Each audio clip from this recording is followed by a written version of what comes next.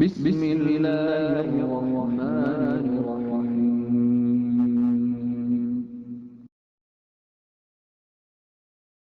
طلع البدر علينا من ثنيات الوداع وجب الشكر علينا ماذا آئیے وہ کون سی برائی جس کا سب سے پہلے علاج رسول اللہ صلی اللہ علیہ وسلم عرب کے معاشرے کا کر رہے ہیں۔ وہ برائی یہ تھی کہ یہ مخلوق اپنے خالق کو بھولا چکی تھی۔ لا الہ الا اللہ کا اقرار کر لو، معاشرے کی اصلاح ہو جائے گی، تمہاری دنیا بھی سنور جائے گی، تمہاری آخرت بھی سنور جائے گی۔ وہ قوم کبھی اپنے معاشرے کو سنوار نہیں سکتی اور کبھی بھی معاشرہ نہیں سنور سکتا۔ معاشرہ اس طریقے پہ سنورے گا جس طریقے پہ محمد نے سنوارا تھا صلی اللہ علیہ وسلم۔ اللہ کے نبی صلی اللہ علیہ وسلم کے قول پہ، آپ کے حکم پہ غور کرو، جب بھی دوستی کرو تو کس سے؟ مومن سے۔ معاشرہ درست ہوتا چلا جائے گا۔ ألف لام را كتاب أنزلناه إليك لتخرج الناس من الظلمات إلى النور بإذن ربهم إلى صراط العزيز الحميد۔ الف لام را، یہ ایک نور کتاب ہے، اس کو ہم نے تم پر اس لیے نازل کیا ہے کہ لوگوں کو اندھیرے سے نکال کر روشنی کی طرف لے جاؤ، یعنی ان کے پروردگار کے حکم سے غالب اور قابل تعریف خدا کے رستے کی طرف۔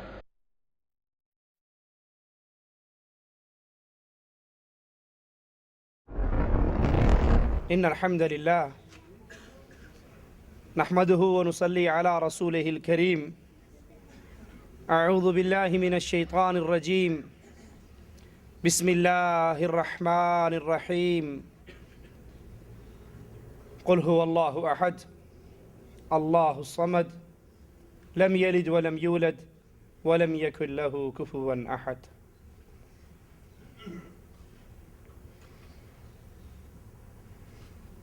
معاشرے کا بگاڑ رسول اللہ صلی اللہ علیہ وسلم کی اتباع سے ہٹ جانے کا نام ہے۔ یہ معاشرہ کب سنور سکتا ہے؟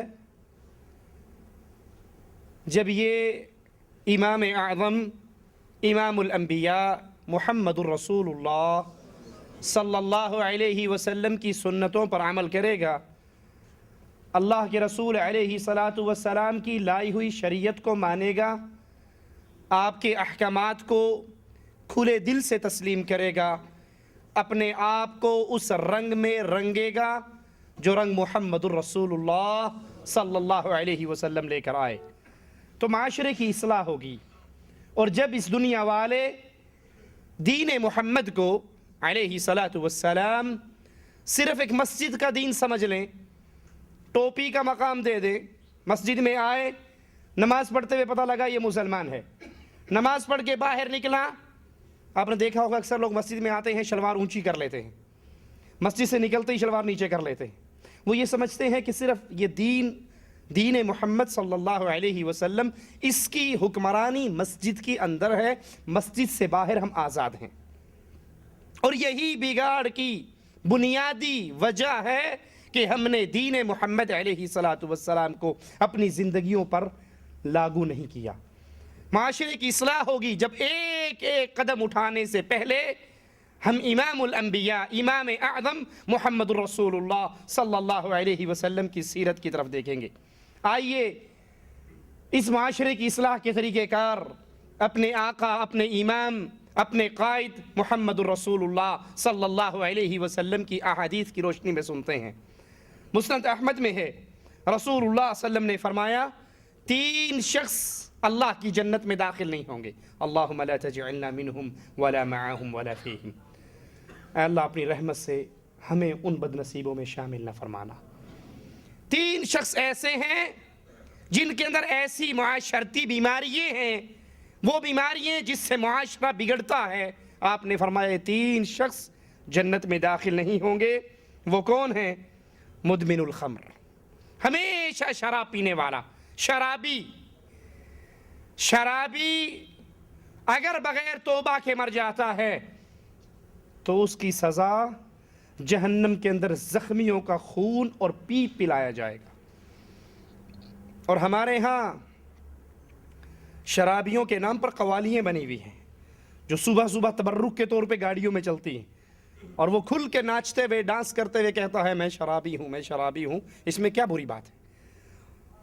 رسول اللہ صلی اللہ علیہ وسلم فرماتے ہیں شراب پینے والا، شرابی، یہ اللہ کی جنت میں داخل نہیں ہوگا، ہمیشہ شراب پینے والا۔ قاطع الرحم، صلہ رحمی کی بجائے قطع رحمی کرنے والا، جو رشتے اللہ عز و جل نے بنائے ہیں، جن کے ملنے سے معاشرہ سلجھتا ہے، ان رشتوں کو توڑنے والا، باپ کا رشتہ، ماں کا رشتہ، خالہ، پھوپھی، ماموں، چچا، تایا، یہ سارے رشتے کس نے بنائے؟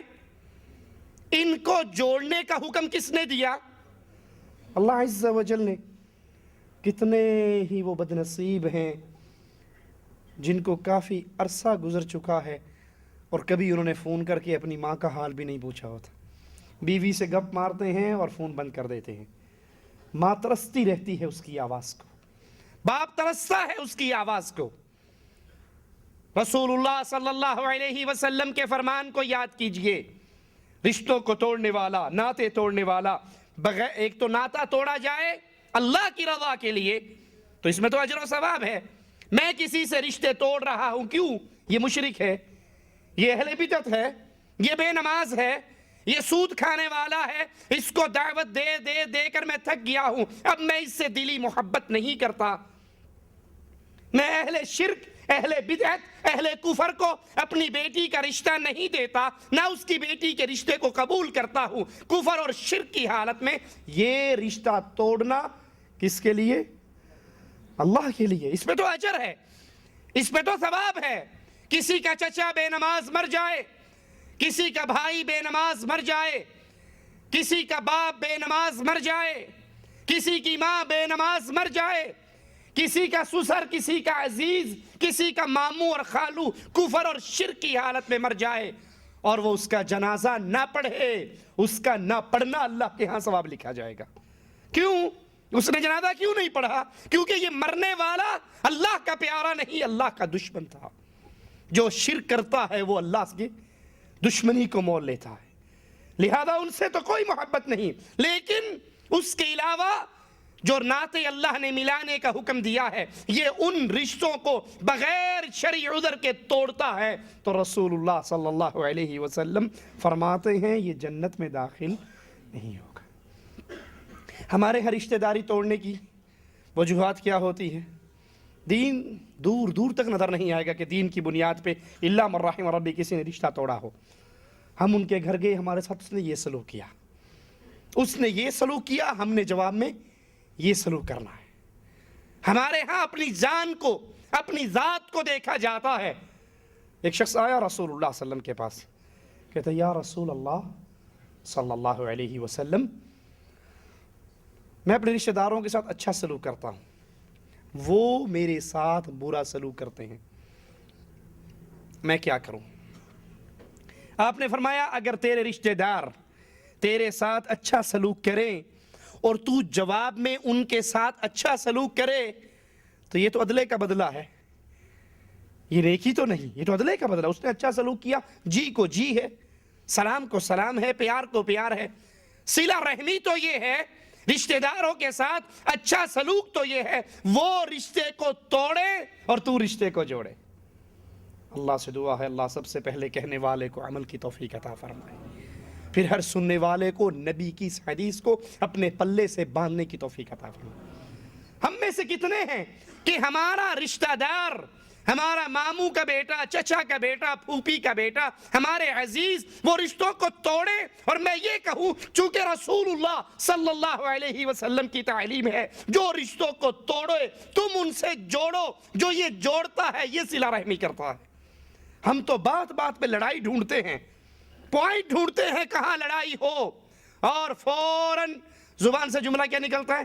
اچھا یہ بات ہے، آج سے میرا تیرا جینا مرنا خلاص، بس بہترین جواب، آج کے بعد تو میرا منہ نہ دیکھنا، میں تیرا منہ نہ دیکھوں۔ رسول اللہ صلی اللہ علیہ وسلم کا فرمان، آپ فرماتے ہیں دو مسلمان آپس میں جھگڑ رہے ہوں، ایک بندہ سچ پہ ہے اور ایک زیادتی کر رہا ہے، یہ جو سچ پہ ہے جانتا ہے کہ میرا حق ہے، جس چیز پہ میں جھگڑ رہا ہوں یہ میرا حق ہے، میں حق پر ہوں، لیکن صرف لڑائی کو ختم کرنے کے لیے، فساد کو مٹانے کے لیے، پیار اور محبت کی فضا کو برقرار رکھنے کے لیے اگر یہ بندہ اپنے حق کو چھوڑ دے کہ چلو یار اگر میرے اس حق کو دستبردار ہو جانے سے ہمارے خاندان کی لڑائی، ہماری قوم کا جھگڑا، ہمارے دوستوں کا معاملہ، آپس میں دو بھائیوں کا معاملہ ختم ہو جاتا ہے، نبی فرماتے ہیں میں محمد صلی اللہ علیہ وسلم جنت میں اس کے لیے چبوترے کی گارنٹی دیتا ہوں۔ سوچئے یہ حدیث کتنی مرتبہ بہن اور بھائیوں کے جھگڑوں میں، عزیزوں اور رشتہ داروں کے جھگڑوں میں، کیا اس حدیث کا موقع نہیں آتا عمل کرنے کا؟ وہاں تو ہم پورا زور لگا کے اور بڑے بجائے صلح کروانے کے کہتے ہیں کم کھچ کے رکھ، جیل بھی جانا پیا تو خرچہ کریں گے، کوئی گل نہیں، بالکل صلح نہیں ہونے دینی۔ اور اللہ کے نبی صلی اللہ علیہ وسلم اس رشتے کے توڑنے والے کے بارے میں اس کے لیے وعید سنا رہے ہیں کہ یہ شخص جنت میں داخل نہیں ہوگا۔ مصدق بالسحر، جادو کی تصدیق کرنے والا، کیا معنی؟ جو یہ عقیدہ رکھے کہ جادو کے ذریعے یہ ہو جاتا ہے، یہ ہو جاتا ہے، جادو کے ذریعے بچے بند ہو جاتے ہیں، جادو کے ذریعے موتیں واقع ہو جاتی ہیں۔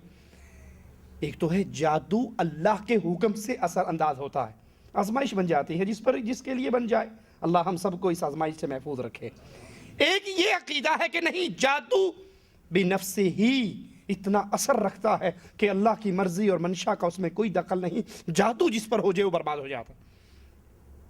اللہ چاہے جادو کے ذریعے کسی پہ مصیبت آ جائے، اللہ چاہے جادو کے ذریعے کسی پہ آزمائش آ جائے، یہ اللہ کی مرضی سے ہے اور اللہ کے حکم سے ہے، اللہ کی منشا سے ہے۔ لیکن جو یہ شخص یہ عقیدہ رکھے کہ جادو کے اندر اپنی اتنی تاثیر ہے کہ یہاں اللہ کی مرضی منشا کی ضرورت نہیں، یہ جادو خود اتنا بڑا ہے اور یہ اس کے اندر اتنی قوت ہے کہ یہ انسانوں کو ہلاک اور برباد کر دیتا ہے، یہ بد عقیدہ انسان ہے اور ایسا انسان بھی اللہ کی جنت میں داخل نہیں۔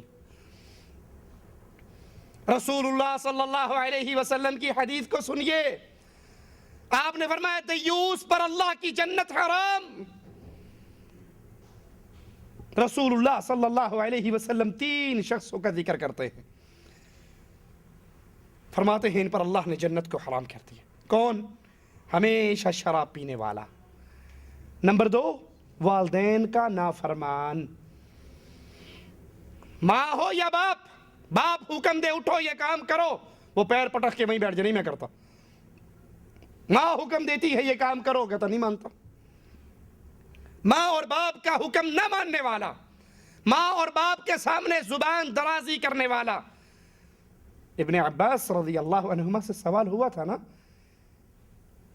ماں باپ کے ساتھ احسان کرنے کا اللہ نے حکم دیا ہے تو اس احسان کا کیا مطلب ہے؟ کہا احسان کو سمجھانے کے لیے کوئی 1-2 جملے میں بات نہیں ہو سکتی۔ کہا اچھا پھر یہ بتائیے کہ نافرمان کون ہے؟ آق کس کے اوپر یہ فتویٰ لگے گا؟ تو فرمایا کہ باپ بیٹھا ہوا ہو اور بیٹے کے کپڑے پہ مٹی لگی ہوئی، وہ اٹھتا ہے اور اپنے کپڑے کو ایسے اپنی چادر کو جھاڑتا ہے کہ وہ مٹی اڑ کر اس کے باپ کے سر پہ گرتی ہے، اللہ کے ہاں اس کو نافرمان لکھ دیا جاتا۔ اس نے زبان چلائی، اس نے گالی دی، اس نے ماں اور باپ کی بے عزتی کی، اس نے ماں اور باپ کے حکموں کو ٹھکرایا، کچھ نہیں کیا، کچھ نہیں کیا۔ اور جو ماں اور باپ کی آواز کے اوپر اپنی آواز کو بلند کرے، ان سے بدتمیزی کرے، ان کی نافرمانی کرے، ان کا حکم آنے کے باوجود کندھے اچکائے، میں نہیں کرتا، خود کر لو، مجھ سے نہیں ہوتا۔ ابو ہریرہ رضی اللہ عنہ وارضاہ کی سیرت کو سامنے رکھنا چاہیے۔ ماں نے بلایا ایک دن ابو ہریرہ، جواب میں ابو ہریرہ نے کہا لبیک یا امہ، آواز تھوڑی سی بلند ہوئی، یہ کہنے کے فوراً بعد ابو ہریرہ رضی اللہ عنہ وارضا کہتے ہیں مجھے احساس ہوا کہ میں نے ماں کی آواز پر اپنی آواز کو بلند کیا ہے. میں بیٹھا اللہ سے معافی مانگ رہا, استغفر اللہ استغفر اللہ استغفر اللہ. بازار گیا, 2 غلاموں کو خرید کر اللہ کے لیے آزاد کر دیا, ماں کے ساتھ اس بدتمیزی کے گناہ سے معافی مانگنے کے لیے. سوچئے آپ کا اور میرا ماؤں کے ساتھ کیا سلوک ہے, باپ کے ساتھ کیا سلوک ہے. ان گھروں سے معاشرہ بنتا ہے, یہ گھر مل کے معاشرے کی صورت بنتے ہیں, اور جب آپ اور میں ماں باپ کے ساتھ اچھا سلوک کریں گے اس معاشرے میں نکھار آئے گا, اس میں بہار آئے گی, اس میں اللہ کی رحمتوں کا نزول ہوگا. اور جب آپ اور میں ماں باپ کے ساتھ بدتمیزی کریں تو اللہ کے نبی صلی اللہ علیہ وسلم کا فرمان سنیے, والدین کا نافرمان, اور تیسرا انسان دیوس. دیوس کون ہے؟ جو اپنے گھر والوں میں, جو اس کے انڈر ہیں, جس کے اوپر اس کا آرڈر چلتا ہے, اس کی بیوی, اس کی بہنیں, اس کی بیٹیاں, ان کے اندر بے حیائی بے غیرتی کے کام دیکھے, بدکاری کے کام دیکھے اور پھر آنکھیں بند کر لے. یہ دیوس ہے. ایک بہت بڑے عالم کا واقعہ ہے, ان کی شادی کسی ملکہ سے ہوئی. اب یہ بہت بڑے عالم تھے, ملکہ ان کی ساری باتیں مانتی لیکن پردہ نہیں کرتی تھی. تو یہ عالم اپنے شاگردوں کو حدیث پڑھایا کرتے تھے. ایک دن حدیث آئی کہ دیوس اللہ کی جنت میں نہیں جائے گا. شاگردوں نے پوچھا, شیخ یہ دیوس کا مطلب کیا ہے؟ یہ ملکہ اس مولوی صاحب کو لے کر عصر کے بعد سیر کرنے کے لیے باغات کے لیے بگھی گھوڑوں پر, بگھی پر بیٹھ کر جایا کرتی تھی. کہنے لگا جب کل میری سواری جا رہی ہو اور میری بیگم میرے ساتھ ہو اور ہم سیر کے لیے نکل رہے ہوں, تم اپنے ہاتھ میں کتاب لے کر راستے میں میری سواری کو روک کر پوچھنا, شیخ یہ حدیث پڑھائی تھی کہ دیوس اللہ کی جنت میں نہیں جائے گا, تو دیوس کون ہوتا ہے یہ بتائیے. یہ مولوی صاحب ملکہ کے ساتھ نکلے سیر کے لیے, شاگردوں نے کتاب پکڑی, سامنے آگے, شیخ آپ نے کل حدیث پڑھائی تھی دیوس اللہ کی جنت میں نہیں جائے گا, دیوس کون ہے؟ تو کہنے لگے میں دیوس ہوں. شیخ کہنے لگے میں دیوس ہوں. کہا وہ آپ تو ہمارے شیخ ہو.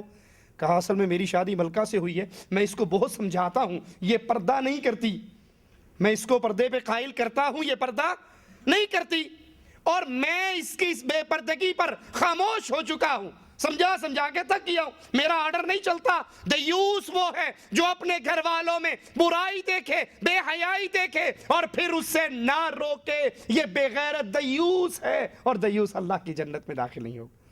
ملکہ بڑی عقل مند تھی, اس نے وہیں سے کہا مولوی صاحب چلیں واپس, یہ آج کی آخری سیر تھی بغیر پردے کی, کل نکلوں گی تو برقعے کے ساتھ نکلوں گی. آپ کے اور میرے گھروں میں کیا حالات ہیں. اللہ کے لیے ایک بہت بڑی بیماری کی طرف اشارہ کرنے لگا ہوں, غور کرنا. کتنے وہ گھرانے برباد ہوتے ہیں ٹیوشن کے نام پر.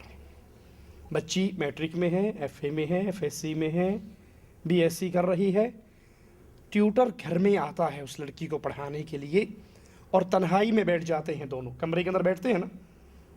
ماں اپنے باقی بچوں بچیوں سے کہتی ہے خبردار کوئی اونچا نہ بولے اور کوئی بہن کے کمرے میں داخل نہ ہو. وہ انگلش کی ٹیوشن پڑھ رہی ہے, وہ کیمسٹری کی ٹیوشن پڑھ رہی ہے, وہ بیالوجی کی ٹیوشن پڑھ رہی ہے. یہ ٹیوٹر آتا ٹیوٹر بن کر ہے اور نکلتا گھر سے داماد بن کر ہے. ایسا ہوتا ہے یا نہیں ہوتا؟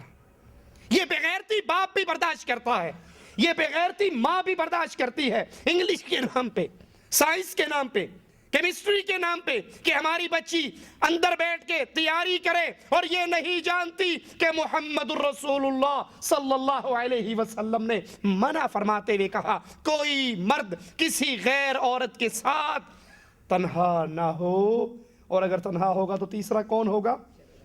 شتونگڑا نہیں کہا, وڈا آئے گا, بابا جی آن گے. خود شیطان ان دو کے درمیان میں بدماشی کرنے کے لیے حاضر ہوگا. اور کتنے وہ گھر ہیں جو برباد ہوئے جس کے اندر ٹیوٹر بن کر نوجوان مرد آتا ہے اور نوجوان بیٹی تنہائی میں بیٹھ کے پڑھتی ہیں. بے غیرت ماں خود چائے بنا کر ان کے سامنے رکھتی ہے اور نہیں جانتی اس پڑھائی کے نام پہ یہاں پہ بدکاری ہو رہی ہے. باپ نمازی ہے, باپ مسجد میں جانے والا ہے, قرآن کی تلاوت کرنے والا ہے، لیکن یہ بے غیرتی برداشت کرتا ہے، اس کی جوان بیٹی غیر مرد کے ساتھ بیٹھ کر 2 گھنٹے گزارتی ہے۔ محمد نے تو 1 منٹ سے بھی منع کیا ہے صلی اللہ علیہ وسلم۔ کوئی عورت کسی مرد کے ساتھ، کوئی مرد کسی غیر عورت کے ساتھ تنہا نہ ہو، اگر نہیں باز آتا تو ان کا تیسرا شیطان ہوگا۔ کتنے وہ نوجوان ہیں جو اپنی بیویوں کو، اپنی بہنوں کو، اپنی ماؤں کو اجازت دے دیتے ہیں، میں بڑا مشغول ہوں، سودا سلف خریدنے کے لیے آپ خود گھر سے باہر جا کر خرید سکتی۔ اور کتنی وہ بے غیرت بیوییں ہیں جن کا خامن ان کو کپڑا لا کر دے دے، سامان لا کر دے دے، تو وہ جواب میں کیا کہتی ہیں؟ تینوں کو لینا آندہ، تو 400 روپے کا سوٹ لایا، میں 300 کا لائی، وہی سوٹ جو تو 400 کا لایا وہی سوٹ میں 300 کا لائی، نہ تجھے کلر کمبینیشن کا پتا ہے، نہ تجھے کپڑے کی کوالٹی کا پتا ہے، نہ تجھے لین دین کا طریقہ پتا ہے، اور یہ نہیں سمجھتی کہ یہ جو 100 روپے کا ڈسکاؤنٹ ہوا ہے یہ کیوں ہوا ہے؟ اس لیے کہ یہ اکیلی نکلی ہے، یہ گھر سے تیار ہو کر اپنے منہ کو سجا کر نکلی ہے۔ برقعے کا ایک کپڑا اول تو منہ کھلا ہے، اور اگر کوئی چھپانے کی کوشش بھی کرے گی تو ایسا لگے گا جیسے اس کا ناک جلا ہوا ہو، صرف ناک کو چھپاتی ہے یہاں سے ہی، اور یہاں سے لے کے یہاں تک پورا منہ کھلا ہوا ہے۔ جو ہی کپڑے والے کی دکان میں داخل ہوتی ہے اس نے کپڑا ٹانگا ہوا ہے، سیدھا کر دیتا ہے، اس کو اس کے پیچھے بٹھا دیتا ہے۔ ادھر مردوں کا الگ سٹول ہے، عورتوں کا الگ سٹول ہے، خود پردے کے پیچھے جا کر بیٹھ جاتا ہے۔ یہ دونوں تنہا نہیں ہوئے؟ اگر تو اپنی غیرت کو بیچ کر، اپنی عزت کا جنازہ نکال کر 100 روپے کا ڈسکاؤنٹ کرواوی آئی ہے، ایسے 100 روپے کی اہل ایمان کو ضرورت نہیں ہوا کرتی۔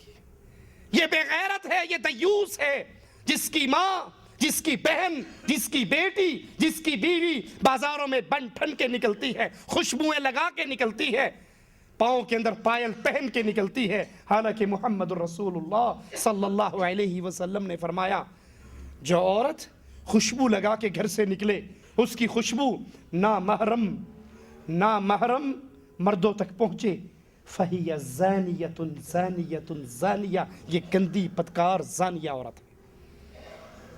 اور یہ بیماری معاشرے کی عام، شاپنگ کے لیے عورت جا رہی ہے، اچھے بھلے دین کا نام لینے والے ان کی شادی اٹینڈ کر لیں، باوجود کہ مسجد میں نکاح ہو سکتا ہے، باوجود کسی کے گھر کی چھت لے کر ولیمے کا فنکشن ہو سکتا ہے، لیکن وہ کہتے ہیں اگر کہیں اور ولیمہ کیا تو ناک کٹ جائے گی، مسجد میں نکاح ہوا تو ناک کٹ جائے گی۔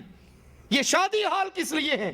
ہمارا نام اونچا تب ہوتا ہے، لڑکی والوں نے اگر 300 روپے پر ہیڈ پہ شادی ہال بک کیا ہے، لڑکے والا چاہتا ہے ادھار کیوں نہ لینا پڑے، 350 پہ میں ہال بک کرواؤں۔ جی مولوی صاحب، گھر سے باپردہ ہو کے عورتیں جاتی ہیں شادی ہال کے اندر، پہلی بات یہ جب گھر سے نکلے گی، یہ جنازہ پڑھنے تو نہیں جا رہی نا، شادی پہ جا رہی ہے، کیا خیال ہے یہ خوشبوئیں نہیں لگائے گی؟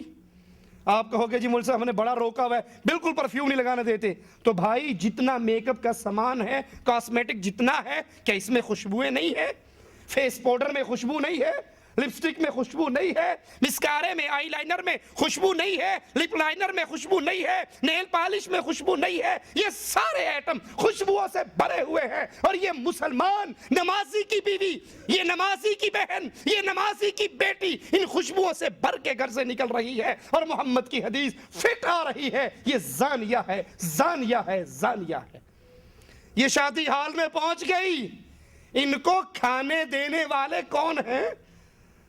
ان کے سامنے ٹیبل پر کھانا لگانے والے وہ کون ہیں؟ وہ ان کے محرم ہیں یا نہ محرم؟ ان کے بھائی ہیں یا غیر آدمی ہیں؟ معاشرے کا جنازہ نکلتا ہے جب محمد کریم صلی اللہ علیہ وسلم کی اتباع کو چھوڑ کر یہود و نصارہ کے پیچھے چلا جاتا ہے۔ اللہ کے لیے غیرت مند بنیے، دیوس نہ بنیے، کہ دیوس اس دنیا کے اندر بھی اس کے لیے خیر نہیں ہے، اور اگلے جہان میں بھی اس کے لیے خیر نہیں ہے۔ ایک ایک معاملے میں امام الانبیاء، امام اعظم محمد رسول اللہ صلی اللہ علیہ وسلم کی حدیث کو دیکھیے۔ ہمارا کاروبار، اس میں اللہ کی قسم عام روٹین ہے. اللہ کی قسم یہ چیز اتنے کی آئی اور وہ اتنے کی نہیں بھی آئی ہوئی ہوگی تو سامنے والا کہتا ہے یار اس نے قسم اٹھا دی اور کیا بچا. قرآن حکیم کہتا ہے ان الذین یشترون بعہد اللہ وایمانہم ثمنا قلیلا اولئک لا خلاق لهم فی الآخرة ولا یکلمهم اللہ ولا ينظر الیہم یوم القیامة ولا یزکیہم ولہم عذاب علیم. کتنا بد نصیب ہے یہ انسان. قرآن حکیم کی اس آیت کے ترجمے پہ غور کیجئے. جو لوگ مول لیتے ہیں اللہ کے عہد اور اپنی قسموں کے بدلے تھوڑا مول، ثمنا قلیلا، وہ قسم اٹھا کر وہ جتنا مرضی لے لے. جو بندہ جھوٹی قسمیں اٹھا کر بیچ رہا ہے آخرت کے مقابلے پہ یہ تھوڑی چیز ہے نا جس کے راضی ہوا. جو تھوڑا مول لیتے ہیں ان لوگوں کا آخرت میں کوئی حصہ نہیں اور نہ اللہ ان سے کلام کرے گا، نہ ان کو اللہ پاک کرے گا، نہ ان کی طرف دیکھے گا اور ان کے لیے دردناک عذاب ہوگا. اب سوچئے جس کے عذاب کے بارے میں اللہ گواہی دے رہا ہے کہ وہ دردناک عذاب ہوگا، وہ عذاب کتنا دردناک ہوگا. صحیح بخاری میں ہے کہ یہ آیت جھوٹی قسمیں کھا کر مال بیچنے والوں پر نازل ہوئی، ان کے بارے میں نازل ہوئی. دکاندار ہے، کاروباری ہے، جھوٹی قسم اٹھاتا ہے، اللہ کی قسم 10 ریال کی میری خرید ہے، تو اس کے لیے ہیلے اور بہانے تراشتا. اور عجیب بات، آپ یہ جھوٹی قسم اٹھانے والوں کو اکثر دیکھو گے، وہ قسم اٹھائے نا 10 ریال کی میری اپنی خرید ہے اور بندہ اس کی دکان سے باہر نکلنے لگے پہلے تو کوشش کرے گا 10 میں ہی نکل جائے. اچھا یار تو نہ فائدہ دے، پروفٹ نہ دے، 10 کی لے لے. دیکھا یہ بندہ جا رہا ہے 10 کی لیتا، کہتا چلو روپیہ کرو پالا گا تو 8 دی لے لا 9 دی لے لا. اگر یہ اللہ کی قسم واقعی تیری 10 کی خرید ہے تو جس پہ قسم اٹھائی ہے اس سے نیچے تو کیسے اتر آیا؟ یہ جھوٹ بول کر، جھوٹی قسمیں اٹھا کر یہ سمجھتے ہیں کہ ہم نے بہت مال اکٹھا کر لیا، دنیا کی خیر اکٹھی کر لی، اور بھول جاتے ہیں کہ قیامت کے دن اس پر کتنی شدید اللہ کی وعید ہے. صحیح مسلم میں ہے، ابو ذر رضی اللہ عنہ وارضہ فرماتے ہیں رسول اللہ صلی اللہ علیہ وسلم نے فرمایا قیامت کے دن اللہ عز و جل 3 بدنصیب ایسے ہیں جن کی طرف نہ دیکھے گا، نہ ان سے بات کرے گا، نہ ان کے گناہوں سے ان کو پاک کرے گا، اور ان کے واسطے سخت عذاب ہوگا. جس کے گناہوں کو اللہ معاف کرنا چاہے اس کا منظر کیا ہوگا؟ حدیث میں آتا ہے ایک شخص کو لایا جائے گا، اس کے آنے سے پہلے ہی مالک فرشتوں سے کہے گا اس کے نامہ اعمال میں سے بڑے بڑے گناہ ہٹا دو، چھوٹے چھوٹے گناہ پیش کرو. اب اس سے سوال شروع ہو گئے اور یہ ڈرنا شروع ہو گیا مارا گیا. چھوٹے چھوٹوں پہ اللہ پوچھ رہا ہے، پکڑ کر رہا ہے. ابھی وہ بڑے بڑے گناہوں کے رجسٹر تو کھلے ہی نہیں ہے، میں تو برباد ہو گیا آج. اس مناقشے کے بعد مالک کہے گا میرے فرشتوں میرے بندے کے سارے گناہوں کے بدلے میں نیکی بنا دو. اس کو تھوڑا سا حوصلہ ہوگا، کہے گا اچھا، کہے گا اللہ میں نے کچھ ایسے گناہ بھی کیے جو مجھے اب نظر نہیں آ رہے. یہ سمجھے گا چھوٹے گناہوں پہ چھوٹی نیکی ہیں، بڑے گناہوں پر بڑی نیکی ہیں. رسول اللہ صلی اللہ علیہ وسلم یہ فرما کر اتنا ہنسے کہ آپ کی جاڑیں مبارک نظر آ گئی.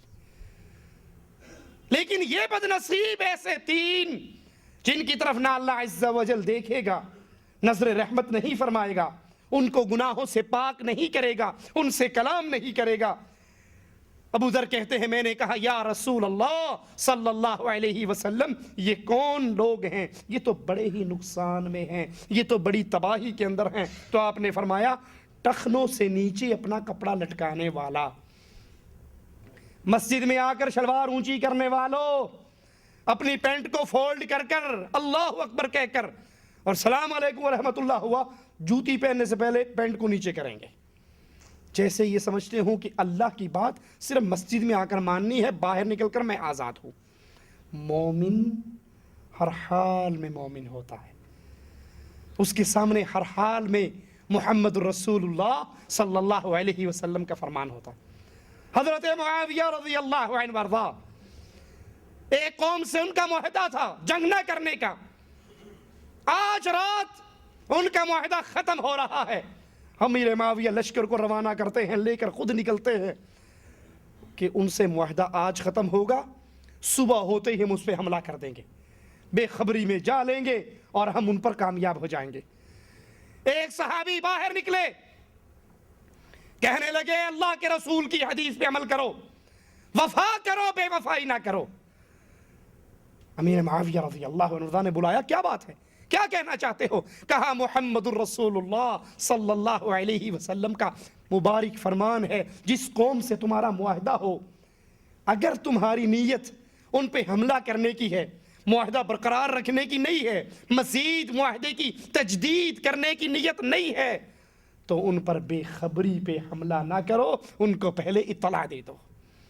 امیر معاویہ رضی اللہ عنہ وارضا، فوج نکل چکی، کوچ ہو چکا، قافلے کے ساتھ خود دوڑ رہے ہیں۔ ہمارا جیسا ہوتا کیا کہتا، کوئی گال نہیں، سنت ہی تے ہے۔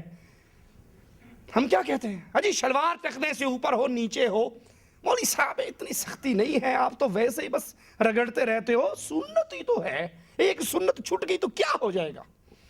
فوراً قافلے کو رو کر کہے، مجھے محمد کریم کی حدیث کا علم ہوا ہے، کسی قوم سے اپنا معاہدہ تجدید نہ کرنا ہو تو حملہ کرنے سے پہلے ان کو اپنی نیت کی اطلاع کرو، واپس لوٹ جاؤ، میں محمد کی مخالفت نہیں کر سکتا صلی اللہ علیہ وسلم۔ یہ شلوار کا ٹخنے سے نیچے ہونا یہ چھوٹی بات نہیں ہے۔ امیر عمر، آدھی دنیا کے بادشاہ، آدھی دنیا کے فاتح، مورخ لکھتے ہیں مسلمانوں کے پاس ایک عمر اور ہوتا، پوری دنیا پر اسلام کا جھنڈا لہرا جاتا۔ زخمی ہو گئے، مسجد رسول کے کچے فرش پہ گرے ہوئے، ایک نوجوان عیادت کے لیے آتا ہے، شلوار ٹخنے سے اوپر ہو نیچے ہو کیا فرق پڑتا ہے، بلکہ اب تو معاملہ اس سے آگے ترقی کر گیا، کسی کی شلوار سنت کے مطابق ہو تو کیا کہتے ہیں، اچھا چھوٹے بھائی کی پہن لی ہے، بارش تو نہیں ہو رہی، تم نے کیوں شلوار ٹونگی ہوئی ہے، اچھا بدو ہے، بکریاں چراتا ہے اس لیے اونچی کی ہوئی ہے۔ کوئی کہتا ہے کپڑے بچانے لگ گیا، بھائی تھوڑے 4.5 میٹر کے اندر سوٹ بن جاتا ہے، شلوار آدھی پنڈلی پر ہے، اور نہیں سمجھتا کہ یہ محمد الرسول اللہ کی سنت ہے، عام سنت نہیں، بڑی عظیم سنت ہے۔ عمر ابن خطاب اس جاتے ہوئے نوجوان کو دیکھتے ہیں، نظر اس کی شلوار کے کپڑے پر پڑتی ہے جو ٹخنے سے نیچے ہے، اس حال میں عمر کہ موت اور حیات کی کشمکش ہے، کہتے ہیں اس کو بلاؤ، اس کو عمر کے پاس لے کر آؤ۔ وہ نوجوان واپس آتا ہے، امیر المؤمنین عمر رضی اللہ عنہ وارضا فرماتے ہیں، اے بھتیجے شلوار کو اونچی کر، تہمت کو اونچی کر، کپڑے کو ٹخنے سے اونچا کر، یہ تیرے دل کو بھی پاک رکھے گا اور تیرے کپڑے کو بھی پاک رکھے گا۔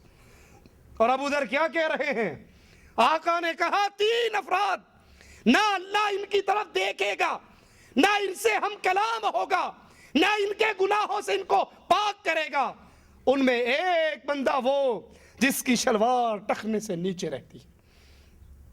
افسوس، بجائے حدیث رسول پہ عمل کیا جاتا، جن کے لیے حدیث رسول آئی ہے وہ ماننے کے لیے تیار نہیں، دوسری پارٹی ماننے کے لیے تیار ہے۔ جائیے انڈیا پاکستان کے سڑکوں پہ گزرتی ہوئی مسلمان عورتوں کو دیکھ لیجئے، ٹخنا ننگا کرنے کا حکم کس کے لیے آیا جی؟ اور یہ کہاں رکھتے ہیں؟ پینٹیں پہننے والوں کو دیکھا ہوگا آپ نے، ان بیچاروں کی پینٹیں جوتیوں کے اندر تک گھسی ہوئی ہوتی ہیں، ان کا بس نہیں چلتا، جوتا بھی اسی کے اندر لپیٹ لیں۔ جن کو ٹخنا ننگے کرنے کا حکم ہے وہ ایڑی سے بھی نیچے، ام سلمہ کہتی ہے یا رسول اللہ صلی اللہ علیہ وسلم، آپ فرماتے ہو ایک بالش سے زیادہ کوئی اپنے کپڑے کو اپنے ٹخنے سے نیچے نہ کرے، یہ تکبر ہے۔ عورتیں تمہیں اجازت ہے، ایک بالش کی اجازت ہے عورتوں کے لیے۔ ام سلمہ کہتی ہے یا رسول اللہ صلی اللہ علیہ وسلم، جب عورت کا کپڑا ٹخنے سے ایڑی سے ایک بالش نیچے ہوگا، جب وہ چلے گی اس کا کپڑا اٹھے گا، غیر آدمی کی اس کے پاؤں کی ایڑیوں پر نظر پڑے گی۔ یہاں فتویٰ کیا دیا جاتا ہے، چہرہ ڈھانپنے کی قرآن اور اس میں کوئی دلیل ہے ہی نہیں۔ ارے جس دین میں ایڑیاں ڈھانپنے کا حکم ہے، چہرہ کھلا رہ سکتا ہے؟ اللہ کے نبی نے فرمایا ام سلمہ اگر چلتے ہوئے ایک بالش کپڑا نیچے کرنے سے تمہاری ایڑیاں ننگی ہونے کا ڈر ہے تو ایک ہاتھ عورت کپڑا زمین پہ لٹکائے، اس سے زیادہ نہ لٹکائے۔ عورتوں کو حکم ہے ٹخنے ڈھانپ کے رکھے، مرد کو حکم ہے ٹخنوں کو ننگا رکھے۔ آج مرد اپنے ٹخنوں کو ڈھانپ کے رکھتے ہیں، اور عورتوں کو دیکھ لیں، آدھی پنڈلی پہ ان کے نئے سوٹ جتنے آتے ہیں، ان کے جتنے ڈیزائن بنتے ہیں، اتنے ٹائٹ پجامے، لگتا ہے جیسے کپڑا ساتھ رکھ کے مشین ماری ہوئی ہے، چلتے ہوئے 11 نمبر جا رہا ہے۔ یہ مسلمان عورت ہے، یہ مسلمان بچی ہے، اس کا باپ دین کو نہیں جانتا، اس کے بھائی نے شریعت کو نہیں پڑھا، انہیں محمد کی حدیث ان کے کانوں تک نہیں ٹکرائی۔ عورت کے ٹخنے ننگے، مرد کے ٹخنے چھپے ہوئے۔ اور ابو ذر کہہ رہے ہیں میں نے کہا یا رسول اللہ صلی اللہ علیہ وسلم، بڑے گھاٹے کے اندر ہے، بڑے نقصان کے اندر ہے وہ بدنصیب جسے اللہ دیکھے نہ، جس سے اللہ کلام نہ کرے، جس کو گناہوں سے پاک نہ کرے، اور ان میں پہلا آدمی وہ ہے جس کی شلوار، جس کا کپڑا اس کے ٹخنے سے نیچے رہتا ہے، اور دوسرا وہ جو چیز دے کر احسان کرے۔ اور یہ بیماری عام ہو چکی ہے، کسی کے ساتھ نیکی کر لی جائے اور اپنی باری میں وہ کوئی نیکی نہ کرنا چاہے، بھائی تم نے کی ہے، تم پہ فرض تو نہیں تھی نا، نفل تھی، تم نے کر دی، کس کے لیے؟ اللہ کے لیے۔ اب اس کی باری آئی، وہ نہیں کرنا چاہتا، صبر کرو۔ اچھا ساڑھی باری آئی تھی، تجھے اپنی باری پہ نہیں پتا، فلاں موقع پہ تجھے 500 ریال کی ضرورت تھی، میں نے دیے تھے، فلاں موقع پہ تجھے گاڑی چاہیے تھی، فلاں موقع پہ تجھے فلاں چیز چاہیے تھی۔ احسان کر کے جتلانے والا، اگر نہیں احسان کر کے صبر کرنے کی طاقت تو کم از کم رک جاؤ، اپنی آخرت تو برباد نہ کرو، اور اگر احسان کیا ہے اس کو خالص اللہ کی رضا کے لیے رہنے دو۔ اور جو اللہ کی رضا کے لیے کرتا ہے اس کا گھاٹا، سودا اس کا گھاٹے میں نہیں ہے۔ قیامت کے دن ایک شخص آئے گا جہاں تک اس کی نگاہ ہوگی کھجوروں کا ایک پہاڑ ہوگا، انبار ہوگا، وہ کہے گا اللہ غریب آدمی تھا، اتنی کھجوریں زندگی میں دنیا میں کبھی دیکھی نہیں تھی، تیرے نام پہ دینے کا تو سوال ہی پیدا نہیں ہوتا، یہ کھجوریں کہاں سے میرے نامہ اعمال میں آ گئی؟ مالک فرمائے گا میرے بندے کیا تو نے آدھی کھجور میری رضا کے لیے، میری محبت کے لیے، میرے ڈر سے فلاں دن فلاں فقیر کو دی تھی؟ کہے گا ہاں اللہ آدھی کھجور تو میں نے دی تھی، آدھی کھجور تو میں نے دی تھی۔ کہا تیری اخلاص کی قیمت کو تیرا رب جانتا تھا، تو نے آدھی دی تھی، تیرا اللہ تیری اسی آدھی کھجور کی پرورش کرتا رہا، اور آج یہ سارا ڈھیر اسی کھجور کا ہے۔ احسان کیجئے اللہ کے لیے، نیکی کیجئے اللہ کے لیے، لیکن کسی کو نیکی جتلائیے نہیں۔ تیری فلاں مصیبت میں کام آیا، تیری فلاں مصیبت میں جب آپ نے جتلانا شروع کر دیا، ثواب تو گیا، آپ کے اوپر گناہ لازم آیا۔ اور تیسرا وہ شخص جو جھوٹی قسم اٹھا کر اپنا مال بیچتا ہے، اور یہ بیماری بھی معاشرے کے اندر عام ہے، جھوٹی قسمیں اٹھا کر اپنا مال بیچتے ہیں، اللہ کی قسم اتنے کا لیا۔ وہ بڑا مشہور واقعہ ہے، ایک شخص بازار سے سامان لاتا، مثال کے طور پہ کوئی چیز اس نے 20 روپے کی خریدی، گھر لا کے اپنی بیوی کو بیچ دیتا۔ ہیلے بھی تو بنی اسرائیل کی قوم سے ہم نہیں سیکھے ہوئے نا، اسے کہتا کتنے کی لے گی؟ وہ کہتی 25 کی لوں گی، چلو 25 کی رات کو بیچ دی، چیز دکان پہ پڑی ہے، زبانی سودا بیگم سے ہو رہا ہے۔ صبح جب اٹھا دکان پہ جانے لگا، کہا یہ مجھے بیچو گی؟ کہا ہاں 30 کی بیچوں گی۔ کہا نہیں 30 تو زیادہ ہے، 28 کی لوں گا۔ کہا چلو 28 کی دی۔ اب یہ دکان پہ آیا، گاہک آتا ہے کتنے کی؟ کہتا 35 روپے کی۔ کہا 35 روپے کی؟ کچھ شرم کرو، بازار میں تو یہ 25 کی مل رہی۔ کہا اللہ کی قسم 28 کی میری اپنی خرید ہے، 28 کی تو میں نے خریدی ہے، تجھے اچھا چل میری خرید بھی نہیں دیتا، نہ دے، 2 روپے مجھے نقصان میں رہتے، 26 تو لے لے، اب لے کر تو 20 کی آیا، 6 روپے تو پرافٹ ہو گیا۔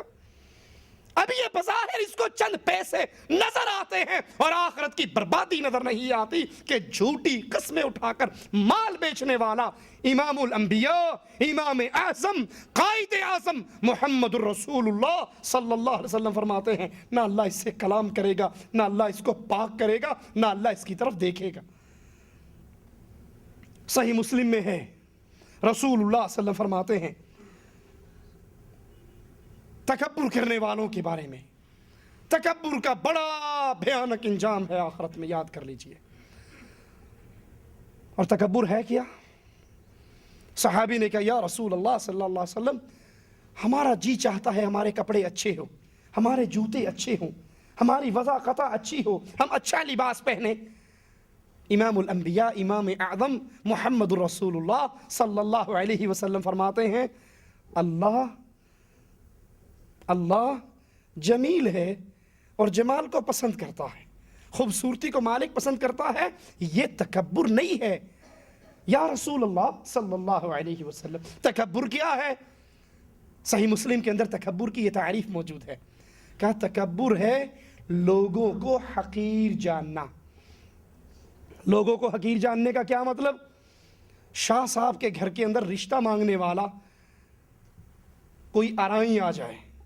اب شاہ صاحب اس آرائی کا دین پسند ہے شاہ صاحب کو کہ بڑا اچھا ہے، نمازی ہے، 5 وقت کا نمازی ہے، مواحد ہے، مشرک نہیں ہے، قبر کا پجاری نہیں ہے، غیر اللہ کا پجاری نہیں ہے، قبروں کا طواف کرنے والا نہیں ہے، یا علی مدد کا بیج لگانے والا نہیں ہے، اللہ کو پکارتا ہے، اللہ کا مواعد بندہ ہے.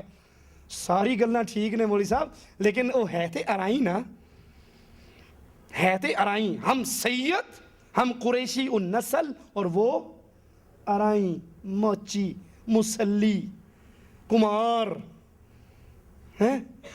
جولاہا، کھیس بننے والا. اب سید کی بیٹی کھیس بننے والے گھر میں کیسے جائے گی؟ لا حول ولا قوت الا باللہ. یہ ہندوازم کی تفریق آج قرآن پڑھنے والی امت کے اندر داخل ہو گئی. خاندان کے خاندان برباد، معاشرے کا معاشرہ برباد.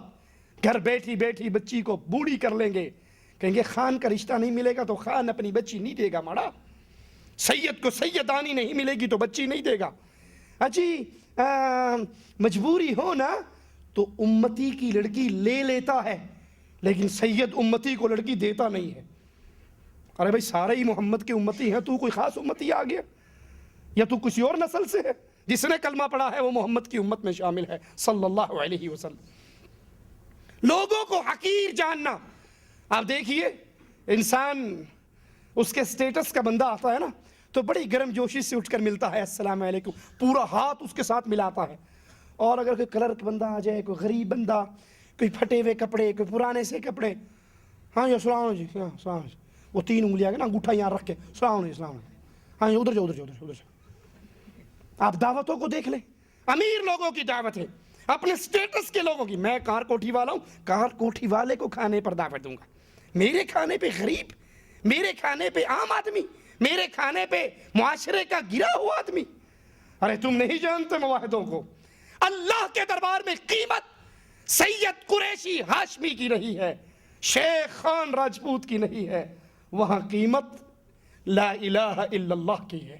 امام الانبیاء نے کہا تھا کچھ لوگ ایسے بھی ہوں گے اگر وہ کسی کی سفارش کرے، سنیے اہل توحید کی قیمت کو سنیے، کچھ ایسے بھی ہوں گے ان کے بالوں میں مٹی پڑی ہوئی، ان کے کپڑے گرد و غبار سے بھرے ہوئے، اگر وہ کسی کی سفارش کریں، کوئی سفارش قبول نہ کرے، وہ کسی مجلس میں داخل ہونے کی اجازت مانگے، ان کو اجازت نہ ملے، لوگ ان کو اتنا کمزور جانے. اللہ کی قسم ایسے موحد بندے اگر اللہ پر قسم اٹھا لیں اور کہ اللہ تجھے قسم ہے تو یہ کام ضرور کرنا، تو اللہ ان کے قسموں کی لاج رکھ کے وہ کام کر دیتا ہے. لوگوں کو حقیر جاننے کے مرض سے باہر نکلیے. اس ایک سید صاحب کا قصہ آتا ہے نا، اس کے محلے میں جب میت ہوتی، وہ سید صاحب خود افسوس کرنے کی بجائے اپنی پیڑھی سمجھتے ہو جس پہ بیٹھا جاتا ہے، چونکی پیڑھی لکڑی کی چھوٹی سی، وہ پیڑھی بیچ دیتا اور لوگ کہتے ہٹو بچو شاہ صاحب کی پیڑھی آ رہی ہے، سید صاحب کی پیڑھی آ رہی ہے. وہ پیڑھی رکھ دی جاتی، بھی سید صاحب مشغول ہیں، شاہ صاحب نے پیڑھی بھیج دی ہے. جہاں میت ہوتی وہ شاہ صاحب کی پیڑھی چلی جاتی. شاہ صاحب نے پیڑھی بھیج دی، یہ بھی بڑی عزت کی بات ہے. مجھے خود اپنا لاہور کا واقعہ یاد ہے. لاہور میں ایک جگہ پہ درس دینے کے لیے گیا، وہ پورا علاقہ حجویری کو داتا ماننے والوں کا علاقہ تھا، اہل توحید ٹاواں ٹاواں تھے. تقریر ہوئی، روڈ کے اوپر ہی انہوں نے ٹینٹ لگائے ہوئے. مجھے کہنے لگے تقریر کے بعد شاہ صاحب اندر آئیے، آپ کے لیے کھانا الگ تیار ہے. میں نے کہا نہیں بھائی، میں اپنے گھر سے آیا ہوں، لاہور میں میرا گھر ہے، وہیں سے کھانا کھا کر آیا ہوں، وہیں جا کر کھاؤں گا. کہا نہیں جناب، دعوت ٹھکرانی نہیں چاہیے. میں نے کہا اگر دعوت واقعی نہیں ٹھکرانی چاہیے تو یہ جو میرے مسلمان بھائی جنہوں نے درس سنا ہے، یہ جس پلیٹ میں بیٹھ کر وہ عام کھانا جو تم نے چاول اور چنے پکائے ہیں وہی ان کے ساتھ کھاؤں گا، میں الگ نہیں کھاؤں گا. اللہ ریاکاری سے بچائے معاملے کو واضح کرنے کے لیے اور پھر اس کا امت پہ ہونے والے اثر کے لیے بیان کرتا ہوں۔ میں وہیں نیچے بیٹھ کر کھانے لگ گیا، قریب ہی کوئی بریلوی ساتھی بیٹھا ہوا تھا، اس نے جس نے پروگرام کروایا اس سے تاکیداً پوچھا یہ واقعی زیدی صاحب ہیں، شاہ صاحب ہیں، زیدی سید ہیں، یہ واقعی سید ہیں؟ اس نے کہا جی بالکل واقعی سید ہیں، ان کا شجرہ نسب ہے ہمارے پاس، ان کے پاس موجود ہے، یہ سید ہے۔ پھر اس نے اپنے پیر کو اتنی بڑی گالی دی، کہنے لگا وہ ہمارا شاہ صاحب جب آتا ہے نا، وہ سال کے پیچھے چندہ اکٹھا کرنے کے لیے ایک ہفتے ہمارے گھر میں قیام کرتا ہے اور ایک ہفتے تک نہ ہماری ماں کو نہ ہمارے باپ کو اجازت ہوتی ہے وہ چارپائی پہ سوئیں، اکیلے شاہ صاحب چارپائی پہ سوتے ہیں اور باقی سارے کے سارے فرش پہ سوتے ہیں۔ لوگوں کو حقیر جاننا سید ہونے کے ناطے، قبیلے کے بڑے آدمی ہونے کے ناطے، ذات و پات کے ناطے، یہ تکبر ہے۔ اور تکبر کی دوسری تعریف کیا ہے؟ حق پہنچ جائے، قرآن کی آیت مل جائے، محمد کی حدیث مل جائے صلی اللہ علیہ وسلم، کان سے ٹکرا جائے۔ قرآن حکیم میں سورۃ کہف کے اندر ہے قُلْ إِنَّمَا أَنَا بَشَرٌ مِثْلُكُمْ، اے نبی کہہ دیجئے میں تمہارا جیسا بشر ہوں، انسان ہونے کے ناطے جیسے تم انسان ہو محمد بھی ویسے ہی انسان ہے صلی اللہ علیہ وسلم۔ شان میں فرق ہے کہ پوری کائنات ایک پلڑے میں ہو اور امام الکائنات ایک پلڑے میں ہو تو محمد کا پلڑا کائنات پر بھاری رہے گا صلی اللہ علیہ وسلم۔ لیکن ہے کون؟ بشر، نور من نور اللہ نہیں ہے۔ مسجدوں سے آواز سننے والوں، الصلاۃ والسلام علیک یا نور من نور اللہ، تمہارا یہ عقیدہ کفر کا عقیدہ ہے، یہ عقیدہ قرآن کا دشمن ہے۔ قرآن عقیدہ دے رہا ہے کہ محمد صلی اللہ علیہ وسلم بشر مثلکم، تم جیسے بشر ہیں۔ اب یہ قرآن کی آیت مل گئی، اللہ کے نبی صلی اللہ علیہ وسلم کی احادیث مل گئی، تکبر کیا ہے کہ جی گالتے ٹھیک ہے قرآن دے وچ آیا ہے لیکن ہمارے مذہب کے خلاف ہے۔ ہمارا مذہب جو ہم نے مولوی طاہر القادری سے سیکھا ہے، ہمارا مذہب جو ہم نے اپنے مشائخ چشت سے سیکھا ہے، پیروں فقیروں سے سیکھا ہے، اس مذہب کے مطابق محمد رسول اللہ نور من نور اللہ ہے۔ حدیث پتہ لگ گئی ہے، قرآن پتہ لگ گیا ہے، لیکن چونکہ چینکے چنانچے چونکے ہم نقشبندی، چشتی، قادری، رضوی، نوری، سہروردی، وردی اور بغیر وردی، ہمارے مذہب کے مطابق یہ بات ایسے نہیں ہے، بھلے قرآن میں آ جائے۔ یہ تکبر ہے۔ قرآن کے دلائل کو سن کر، حدیث رسول کو سن کر، قرآن کے واضح فرامین کو سن کر پھر یہ کہہ دینا قرآن میں تو آیا ہے، ہمارے مذہب کے خلاف ہے، ہمارے پیر کی بات کے خلاف ہے، ہمارے شیخ اور مرشد نے ایسا نہیں کہا، یہ تکبر ہے۔ اور ترمذی میں ہے تکبر کرنے والوں کے ساتھ قیامت کے دن سلوک کیا ہونے والا ہے۔ امام الانبیاء محمد رسول اللہ فرماتے ہیں ان کو قیامت کے دن اٹھایا جائے گا، ان کی جسامت چیونٹیوں کی طرح ہوگی، جتنی چیونٹی ہوتی ہے نا اتنی ان کی جسامت ہوگی، آدمیوں کی صورت لیکن جسامت چیونٹیوں جیسی۔ ذلت ہر طرف سے ان کو گھیر لے گی اور ان کو ہانک کر اللہ کی جہنم کی طرف لے جایا جائے گا، جہاں ان پر آگ مسلط کر دی جائے گی اور ان کو پینے کے لیے جہنمیوں کا، زخمیوں کا کچ لہو اور پیپ کے پیالے ان کو پلائے جائیں گے۔ جو تکبر کرتے ہیں، لوگوں کو حقیر جانتے ہیں اور حق کی بات سن کر کتاب اللہ، سنت رسول اللہ، یہ دلیل پاس آ جانے کے باوجود کہتے ہیں بات ٹھیک ہے، ہمارے مذہب کے خلاف ہے۔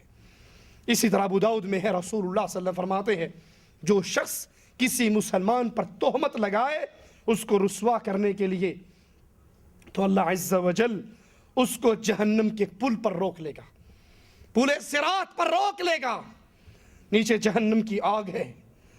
اس نے لوگوں میں بیٹھ کر جھوٹی تہمت لگائی اپنے بھائی کو ذلیل کرنے کے لیے، کسی مسلمان پر جھوٹا الزام لگایا۔ سوچئے یہ زبان، یہ چھوٹی سی زبان دن اور رات میں کتنے مسلمانوں کی غیبتیں کرتی ہے، کتنوں کی چغلیاں کرتی ہے، کتنوں پہ جھوٹے الزام لگاتی ہے، کتنوں کو گالیاں دیتی ہے۔ اور گالیاں کیا ہے؟ تہمت نہیں ہے۔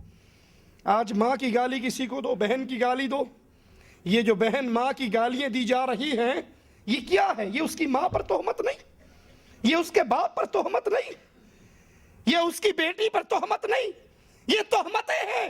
اگر اسلام کی حکومت ہو ان ماحول اور معاشرے کے اندر تو پھر اس گالی دینے والے پر دروں کی بارش ہو، ان کو جھوٹی تہمت لگانے کی سزا دی جائے۔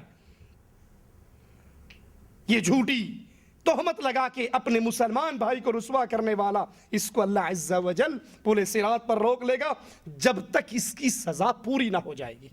اللہ کے دربار میں توبہ کیجئے، اس زبان کو روکیے، ایک ایک جملہ بولنے سے پہلے سوچئے میں جس کے بارے میں زبان کھول رہا ہوں کہیں قیامت کے دن میری نیکیوں کا حقدار یہ تو نہیں بنے گا۔ حسین بن علی رضی اللہ عنہ وارضاہ آ کر کہنے والا کہتا ہے آج فلاں آدمی نے آپ کی غیبتیں کی تھی، فلاں مجلس میں آپ کے بارے میں بہت برا کہا تھا۔ کہنے لگے اچھا، شیطان کو تیرے علاوہ کوئی اور بندہ نہیں ملا یہ رپورٹ مجھ تک پہنچانے کے لیے؟ اب اپنے گھر میں دیکھتے ہیں کہ کیا چیز ہے ایسی جو دی جا سکے۔ کھجوریں ملتی ہیں، کھجوروں کو ایک ٹوکری میں ڈالتے ہیں، اس کے گھر پہنچ کے دروازہ بجاتے ہیں، السلام علیکم۔ وہ بڑا حیران کہ ابھی تو میں کل اس کو گالیاں دے کر آیا فلاں مجلس میں اور یہ کھجوریں لے کر آ گیا۔ کہنے لگا ہاں جی یہ کس مناسبت سے کھجوریں ہیں؟ کہا مجھے پتہ لگا ہے فلاں مجلس میں تو نے مجھے گالیاں دی ہیں، اللہ تیرا بھلا کرے، بڑی مہربانی تیری، تو نے اپنی بڑی قیمتی نیکیاں مجھے دی ہیں تو میں نے سوچا دنیا میں تجھے اس کا کوئی فائدہ دے دوں تو یہ کھجوریں تیرے لیے ہدیہ لے کر آیا۔ کسی کو گالی دینا، کسی پہ تہمت لگانا، کسی کی غیبت کرنا، کسی پہ الزام تراشی کرنا، اپنی نیکیاں اس کو دینا یا اس کے گناہ اپنے سر لینے کے برابر ہے۔ اصلاح معاشرے کے لیے اسی طرح اللہ عز و جل کی حدود کے نظام کو قائم کرنا معاشرے کی اصلاح ہوتی ہے۔ قرآن حکیم بیان فرماتا ہے یا ایھا الذین آمنوا کتب علیکم القصاص فی القتل الحر بالحر والعبد بالعبد والانثى بالانثى۔ اے اہل ایمان، تم پہ بدلہ لینا، قصاص کا نظام یہ مالک نے فرض کیا ہے۔ قتل کے معاملے میں آزاد کے بدلے میں آزاد، غلام کے بدلے میں غلام، عورت کے بدلے میں عورت، یہ قانون ہے اللہ کا، یہ اللہ کا قانون ہے، یہ اللہ کا نظام ہے، یہ اللہ کی حدود ہے۔ اور محمد رسول اللہ صلی اللہ علیہ وسلم فرماتے ہیں کسی زمین پر، غور کیجئے میرے نبی کی حدیث پر، کسی زمین پر 40 دن اور رات بارش برستی رہے۔ کتنے دن اور رات؟ 40 دن اور رات کسی زمین پر بارش برستی رہے، اس بارش کے برسنے سے اللہ وہ انعامات نہیں دیتا جو اللہ کی ایک حد اگر کسی دھرتی پہ قائم کر دی جائے اس کے بدلے میں اللہ جو انعامات دیتا ہے۔ ہمارے ہاں حدود آرڈیننس اس کو سرے سے ہی بدل دیا جاتا ہے۔ مالی کہتا ہے قاتل کو مقتول کے بدلے میں قتل کر دیا جائے، ہمارے ہاں 2/3 پارلیمنٹ منظور کر لیتی ہے کہ نہیں قتل کرنا ذرا آج کل بڑا بابا جو ہے نا ناراض ہو جاتا ہے، اس کے بدلے میں اس کو 6 سال قید کر دو، اس کو عمر قید کر دو۔ اللہ کا بنایا ہوا نظام، لوگوں کی آراء، لوگوں کے پارلیمنٹ، خود بنائی ہوئی خود ساختہ قانون ساز اسمبلیاں جو اللہ کے بنائے ہوئے قانون سے ٹکرانے والے قانون بناتی ہیں، اس کو نافذ کیا جاتا ہے۔ اور اللہ کے قانون کے بارے میں کثرت سے آپ نے پڑھا بھی ہوگا، سنا بھی ہوگا، زبان کھولنے والے کھولتے ہیں۔ یہ حدود، یہ قتل، چوری، زنا کی سزائیں یہ ظالمانہ سزائیں ہیں، یہ وحشیانہ سزائیں ہیں، یہ غیر انسانی سزائیں ہیں۔ لا حول ولا قوت الا باللہ۔ ظالمو تم میرے اللہ کو بتانا چاہتے ہو اللہ جو قانون تو نے بنایا ہے، تیرا بنایا ہوا قانون ظالمانہ ہے؟ اگر رب کا بنایا ہوا قانون ظلم پر مبنی ہے تو انصاف کی بات پھر کون کر سکتا ہے؟ یہ اللہ کا قانون ہے۔ اور اگر مقتول کے وارث چاہیں قاتل کو معاف کر دیں تو اسلام اس کی بھی اجازت دیتا ہے، حوصلہ افزائی کرتا ہے۔ اللہ جزائے خیر دے امام عبدالعزیز آل سعود رحمہ اللہ کو، اس دھرتی کو دیکھ کر اللہ کی حدود کا نظام یاد آتا ہے۔ پڑھتے ہو نا اردو نیوز، ہر ہفتے بعد 1-2 خبر 3 خبریں مل جاتی ہیں، فلاں قاتل کو فلاں مقتول کے بدلے میں قتل کر دیا گیا۔ ایک نظام، ایک حد اللہ کی کسی دھرتی پہ قائم ہو جائے، 40 دن اور رات کی برستی ہوئی بارش سے زیادہ اللہ کا انعام اترتا ہے۔ جہاں پر زنا کی حد قائم ہو، جہاں پہ چوری کی حد قائم ہو، جہاں پہ قتل کی حد قائم ہو، اور اگر کسی سے قتل خطا ہو جائے تو ایک سے مسلمان کو آزاد کروائے اور 100 اونٹ مقتول کے گھر والوں کو دے۔ مسند احمد کے اندر یہ روایت موجود ہے۔ اسی طرح زنا کے بارے میں ابو داؤد میں ہے اور بخاری و مسلم میں بھی ہے، دو شخص جھگڑتے ہوئے آئے۔ رجم کے بارے میں اکثر ظالم آپ کو زبان کھولتے ہوئے منکرین حدیث ملیں گے، کہیں گے جی رجم کی قرآن کے اندر کوئی دلیل نہیں ہے۔ ارے شریعت کیا قرآن میں بند ہے؟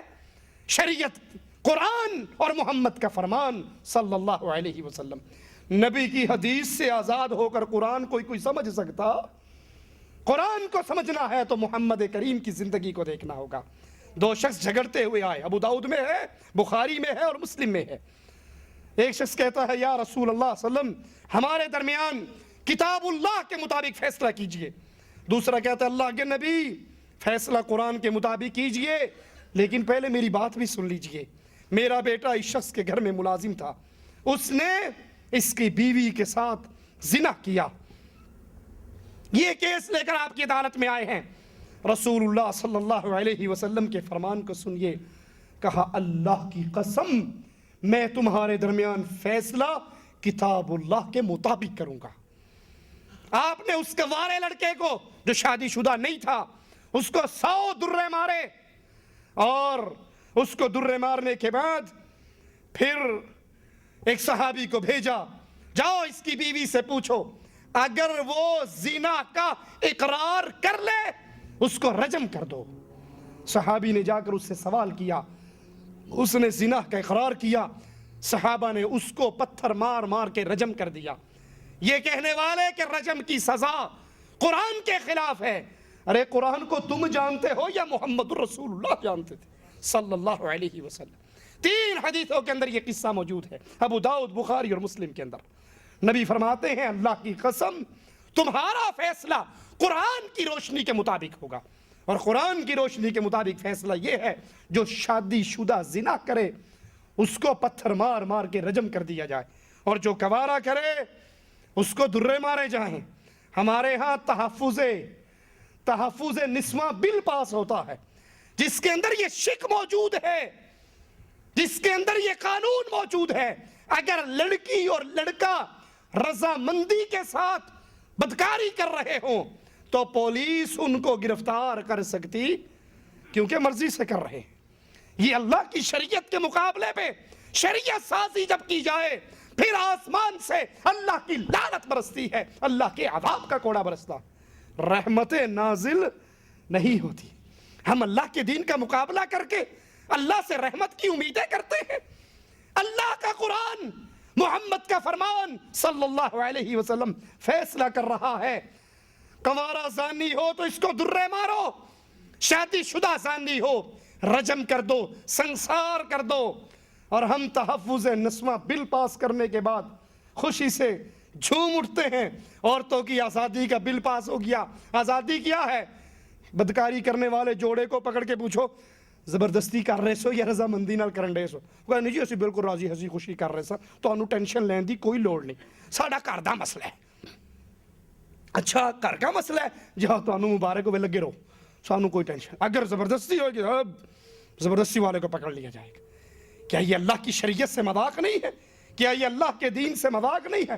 اور زنا کے معاملے میں 4 گواہوں کا ہونا شریعت اس کی شرط لگاتی ہے۔ قرآن بیان فرماتا ہے والذین یرمون المحسنات ثم لم یأتوا بأربعة شہداء فاجلدوہم 80 جلدہ، جو پاکیزہ عورتوں پر، عزت مآب عورتوں پر زنا کی تہمت لگائے اور پھر 4 گواہ پیش نہ کر سکے تو ایسے کو 80 درے مارے جائیں، اور اس کی گواہی شہادت کو قبول نہ کی جائے، اور یہ لوگ فاسق ہیں۔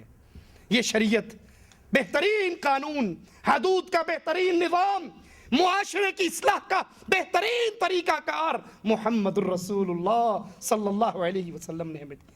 اسی طرح چور کے لیے شریعت حد بیان کرتی ہے والسارق والسارقۃ فاقطعوا ایدیہما، جب چور چوری کرے مرد ہو یا عورت ان کے ہاتھ کو کاٹ دیا جائے۔